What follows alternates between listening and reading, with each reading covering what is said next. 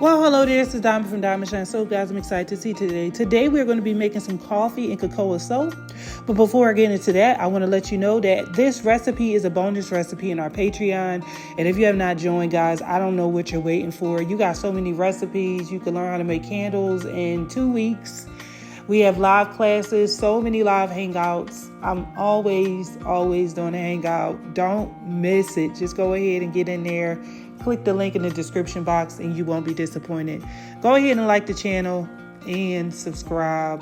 Come on, just like the video. What you waiting on? All right, so let's go ahead and make this soap. So we're going to be using some ice cubes, and these ice cubes are made up of coffee, okay? It don't matter what kind of coffee you use. It could be expensive. It could be super cheap, decaf, caffeinated. It don't matter. Just use some coffee, okay? So make some coffee. And I want you to just freeze the ice cubes, and we're going to use that as lye water. Guys, also use a container that you can put the lye in without it melting. These containers are pretty good. I get them from Dollar Tree, and I'm using them. I ain't gonna lie, I use these a whole lot. I melt oils in them. I do a whole lot. I don't have no issues with them. All right. So we're going to turn these into our lye water replacement. So you're going to put it in there as if you were using water, distilled water. So if the recipe calls for 9 ounces of distilled water, you're going to use 9 ounces of these coffee ice cubes, okay? Throw them in there. And the next thing we're going to do is we're going to take our lye and we're going to begin to add the lye to these cubes. So this will actually cut the time on how long you wait for the lye water to cool down, because usually we have to wait till it come down to about 100 degrees just to soak. So normally that would take a while. Sometimes it takes me like an hour just to get it down. All right, so this cuts it. And I actually like this process because sometimes I don't like to wait. So let's go ahead and begin to add our lye.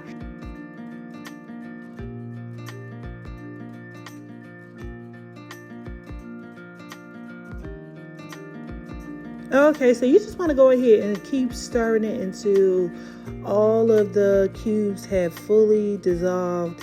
And that is it. Just keep stirring it. All right, so you just go ahead and take your temperature and see where it is. And mine was at about 74 degrees Fahrenheit. So now I'm going to go ahead and start melting down my oil. So right now I'm using olive oil. Olive oil is very good for soap. It definitely gives you good lather and cleansing. The same for cocoa butter, and that's what I'm adding right now. Cocoa butter assists with the hardening of the soap. And the last thing you're going to see me adding, actually it's not the last thing, it's quite a few other things.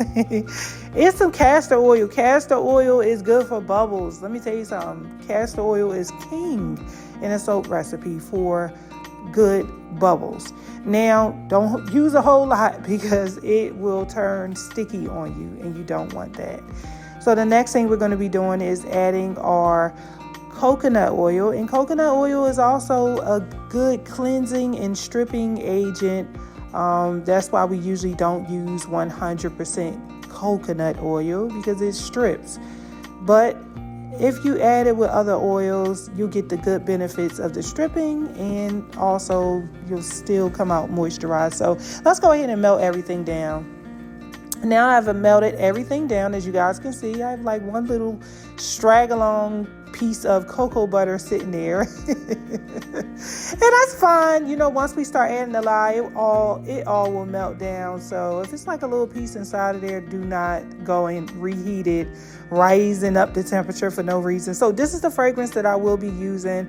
This is a discontinued fragrance actually, but it was so good. I wanted to just use it up, and it was Coconut Cream Frappuccino by Just Scent. Oh my God, I miss these companies. I really do. They were so awesome.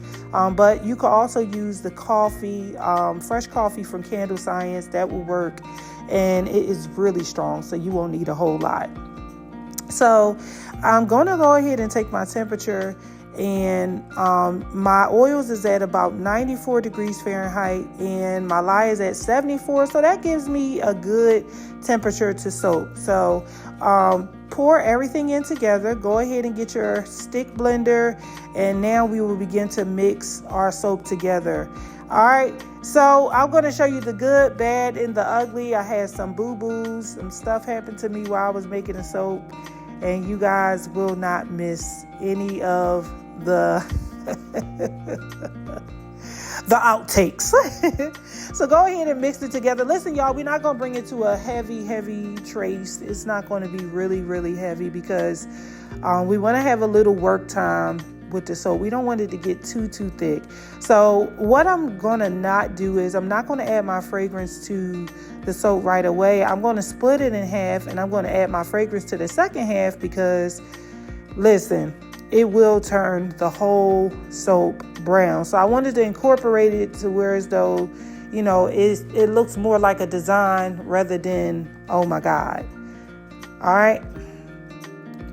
Okay, so I put some coffee in it just to give it a light exfoliation. And the next thing I'm going to do is I'm going to go ahead and mix that coffee in, but I want to explain something to you guys. So I did kind of mess up in this video, and I used two loaves because I'm so used to making a whole lot of soap at one time, but I only needed one loaf. So I'm going to eventually evict the other loaf. Okay. And so you don't see me adding the fragrance to the soap because I waited until I split the batch in half to do it. So I added some titanium dioxide. Next time I'll be adding it to a little safflower oil just so it won't leave like specks or anything in my soap. So that's the way you should do it as well. So put your soap in a mold, like just fill a little bit of the mold, and then add your fragrance last so that you can have like two shades, light on the bottom and more so like a tannish color, darker tan on the top. All right. And so the last thing you're going to see me do is just kind of decorate the top. But I want to explain something to you guys about this particular soap.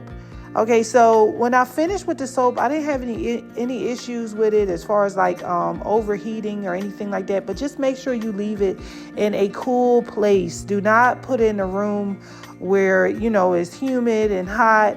You know, that way the temperature could be regulated because the temperature does rise.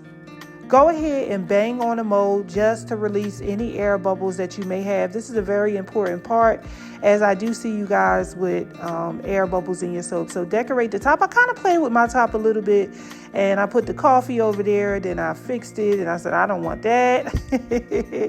And then I did my top, the normal way. So the next thing you're going to see me doing is taking the